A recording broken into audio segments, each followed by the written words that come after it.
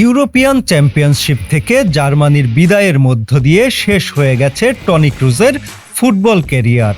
বর্তমান তারকা ফুটবলার থেকে হয়ে গেছেন সাবেক। তারপরও যেন কিছু একটা বাকি ছিল, সেই আনুষ্ঠানিকতাও এবার সারা হলো। আবেগ ঘন বার্তায় ক্রুজ বললেন বিদায়। অবশ্য আন্তর্জাতিক ফুটবল থেকে আগেও একবার অবসর নিয়েছিলেন ক্রুজ।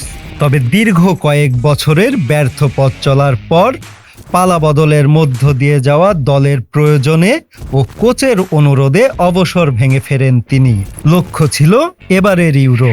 এই গরমে ওয়ালটন এয়ার কন্ডিশনার এক্সচেঞ্জ অফারে স্প্লিট এসিতে 23,400 টাকা পর্যন্ত এবং কমার্শিয়াল এসিতে 42,822 টাকা পর্যন্ত নিশ্চিত ছাড়। Walton air conditioner, comfort without compromise. ক্যারিয়ারে অনেক ট্রফি জিতলেও ইউরো শিরোপার স্বাদ কখনো পাননি তিনি। আসরের শুরুতে দারুণ পারফরম্যান্সে আশা জাগালেও শেষ পর্যন্ত স্পেনের বিপক্ষে কোয়ার্টার ফাইনালে হেরে বিদায় নিয়েছে জার্মানি। সেই সঙ্গে পুরোপুরি চুকে গেছে ক্রুজের ফুটবল অধ্যায়।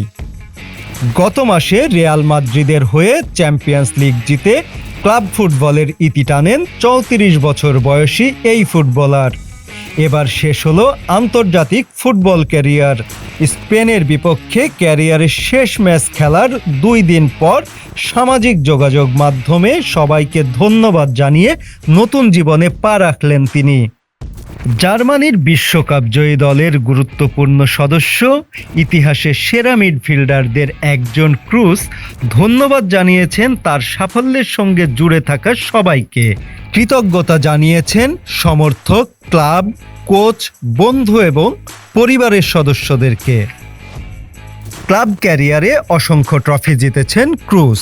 ইউরোপের সবচেয়ে মর্যাদাপূর্ণ ক্লাব প্রতিযোগিতা চ্যাম্পিয়ন্স লিগ জয়ের স্বাদ পেয়েছেন তিনি মোট 6 বার। বায়ার্ন মিউনিকের হয়ে একবার, রিয়ালের জার্সিতে 5 বার। তার সাফল্যে ভরপুর ক্যারিয়ারের শেষটা হলো জাতীয় দলের হয়ে 114 ম্যাচ খেলার মধ্য দিয়ে।